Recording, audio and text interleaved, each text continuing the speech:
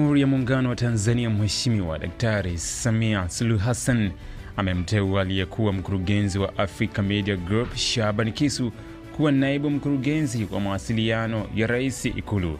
Taarifa ya uteuzi wa Kisu imetolewa hii leo Jumatano Mei 7, 2025 na Katibu wa Rais Waziri Salum katika hafla ya chakula cha mchana kati ya Rais Samia na wanahabari walishiriki tuzo za Samia Kalamu Awards. Katika taarifa hiyo, Salum amemtambulisha Kisu katika wadhifa huo mpya, huku akisema uteuzi wake umefanywa leo na hata mwenyewe hakuwa na taarifa.